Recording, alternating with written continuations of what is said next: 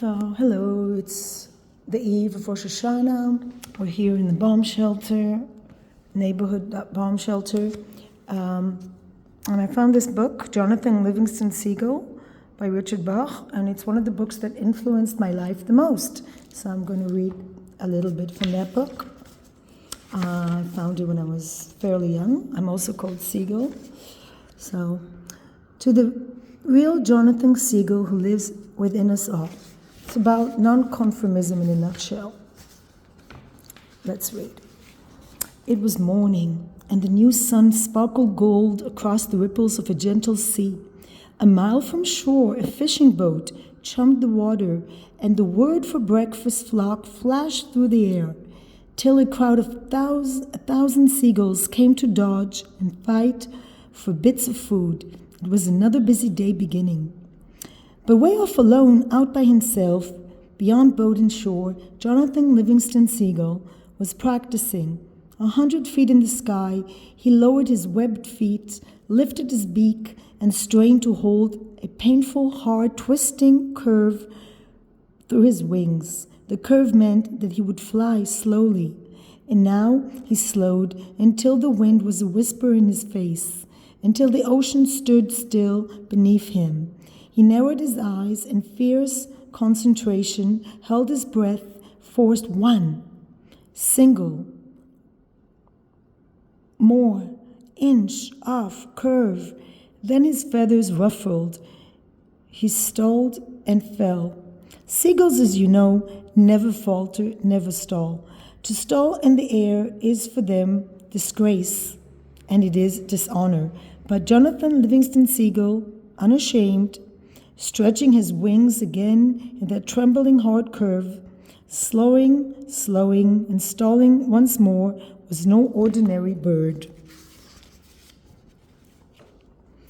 Most gulls don't bother to learn more than the simplest facts of flight, how to get from shore to food and back again. For most gulls, it is not flying that matters, but eating. For this gull, it was not eating that mattered, but flight. More than anything else, Jonathan Livingston Seagull loved to fly. This kind of thinking, he found, is not the way to make one's self popular with other birds. Even his parents were dismayed as Jonathan spent whole days alone, making hundreds of low-level glides experimenting.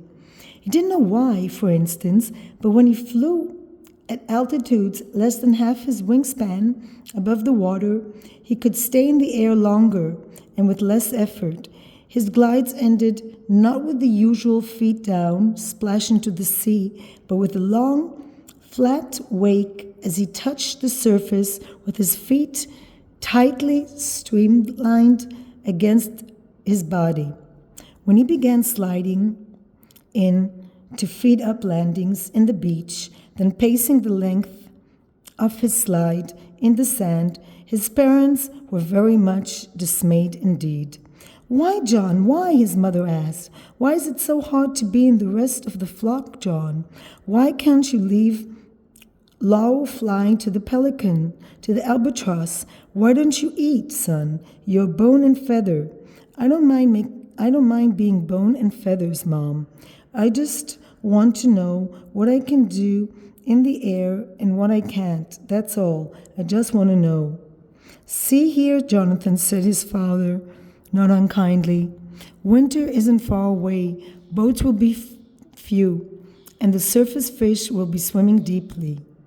If you must study, then study food and how to get it. This flying business is all very well, but you can't eat a glide, you know. Don't you forget that the reason you fly is to eat?" Jonathan nodded obediently. For the next few days, he tried to behave like the other gulls. He really tried, screeching and fighting with the flock around the piers and fishing boats, diving on scraps of fish and bread, but he couldn't make it work. "It's all pointless," he thought, deliberately dropping a hard-won anchovy to a hungry old gull chasing him. "I could be spending all this time learning to fly. There's so much to learn." It wasn't long before Jonathan Gull was off by himself again, far out at sea, hungry, happy, learning. The subject was speed, and in a week's practice, he learned more about speed than the fastest gull alive. From 1,000 feet, flapping his wings as hard as he could, he pushed over into a blazing steep dive towards the waves and learned why seagulls don't make blazing steep power dives. In just 6 seconds, he was moving 70 miles per hour, the speed at which one's wings goes unstable on the upstroke. Time after time it happened, careful as he was, working at the very peak of his ability. He lost control at high speed. Some nice photos.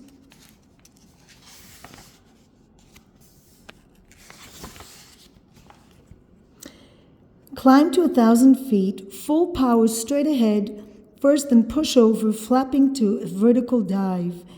Then every time his left wing stalled on an upstroke, he'd roll violently left, stall his right wing, recovering, and flick like fire into a wild tumbling spin to the right. He couldn't be careful enough on that upstroke.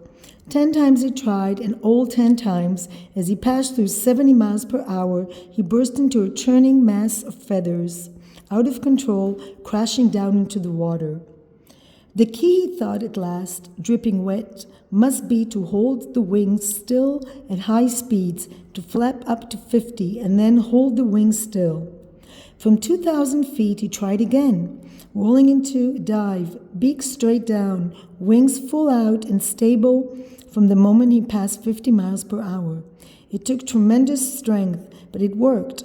In 10 seconds, he had blurred through 90 miles per hour. Jonathan had set a world speed record for seagulls. The victory was short-lived. The instant he began his pull-out, the instant he changed the angle of his wings, he snapped into that same terrible, uncontrolled disaster, and at 90 miles per hour, it hit him like dynamite. Jonathan Seagull exploded in midair and smashed down into a brick-hard sea.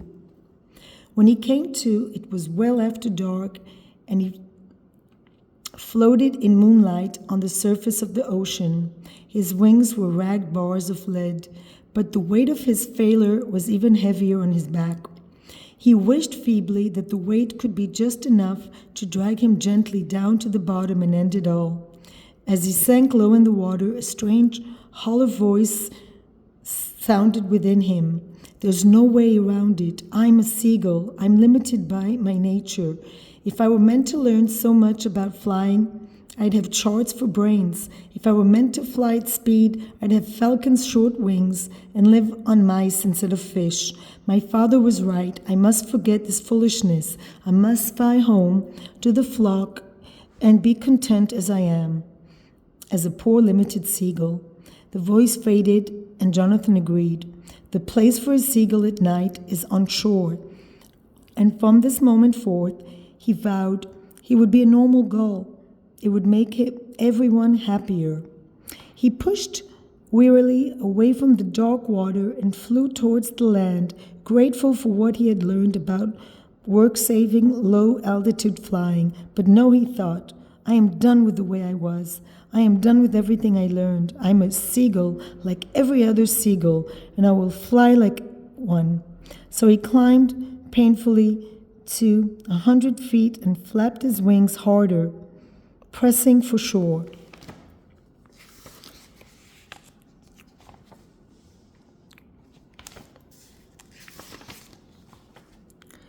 He felt better for his decision to be just another one of the flock. There would be no ties now to the force that had driven him to learn. There would be no more challenge and no more failure.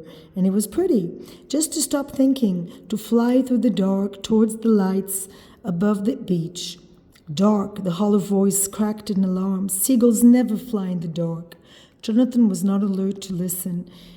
It's pretty, he thought, the moon and the lights twinkling on the water, throwing out little beacon trails through the night, and all so peaceful and still. Get down! Seagulls never fly in the dark. If you were meant to fly in the dark, you'd have the eyes of an owl. You would have charts for brains. you'd have a falcon's short wings. There in the night, 100 feet in the air, Jonathan Livingston Seagull blinked. His pain, his resolutions vanished. Short wings, a falcon's short wings. That's the answer. What a fool I've been. All I need is a tiny little wing. All I need is to fold most of my wings and fly on just the tips alone, short wings.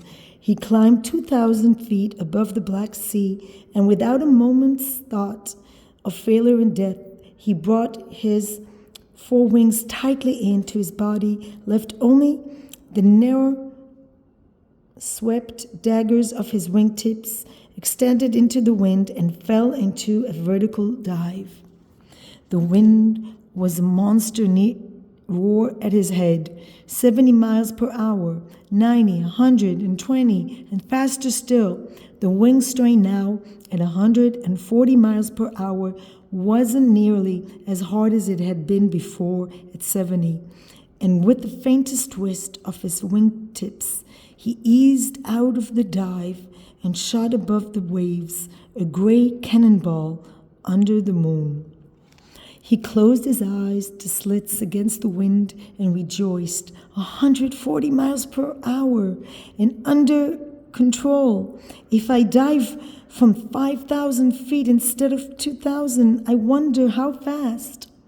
His vows at the moment before were forgotten, swept away in that great swift of wind, yet he felt guiltless, breaking the promises he had made himself. Such promises are only for the gulls that accept the ordinary.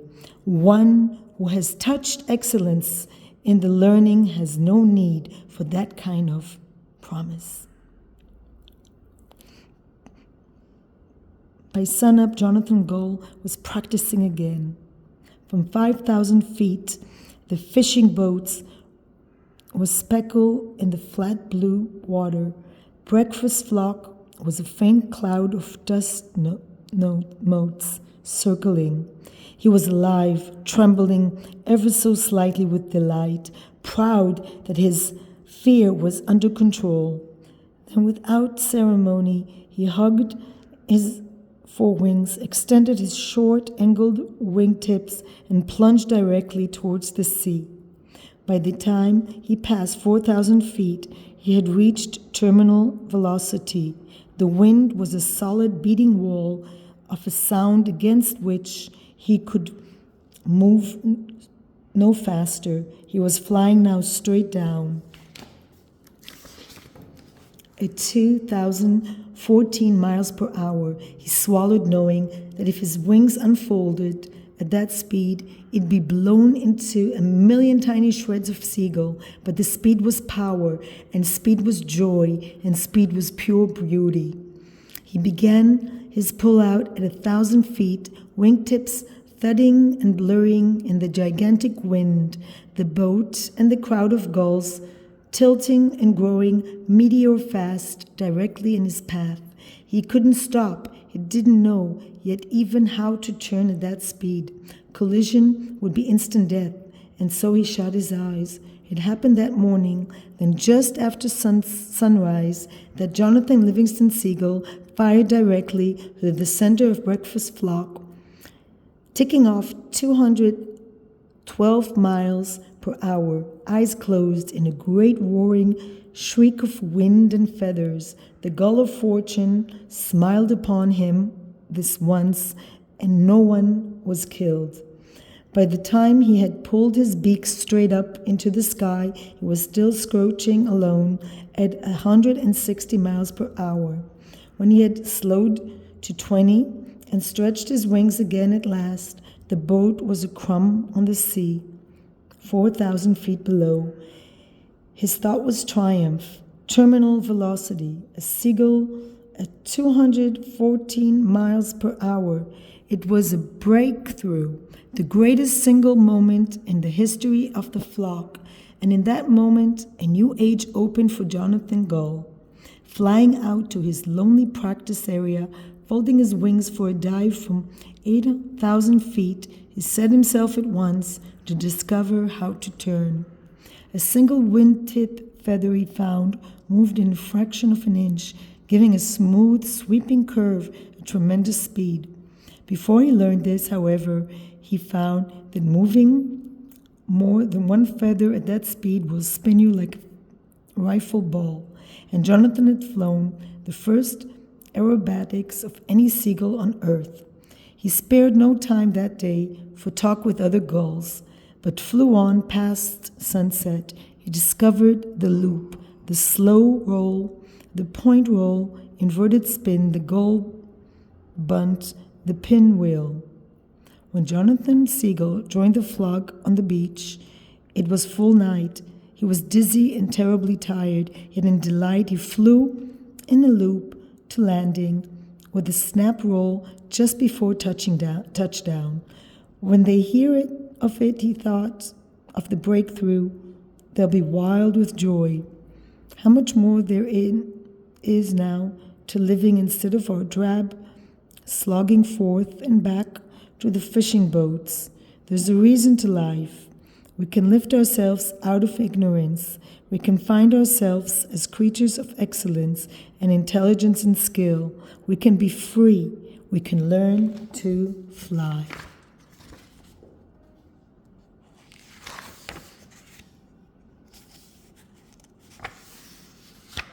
So, enough reading for today. Precious book. And think about it. When was the last time you actually challenged yourself, did something that is beyond your ability, and not listen to what other people thought, not listen to what your limitations are supposed to be? And what is the price we pay? What is the price we pay for trying to be different, for trying to achieve a goal that nobody else has achieved? So, wishing you all a good evening, and this is one of the most inspirational books, and thank you for listening.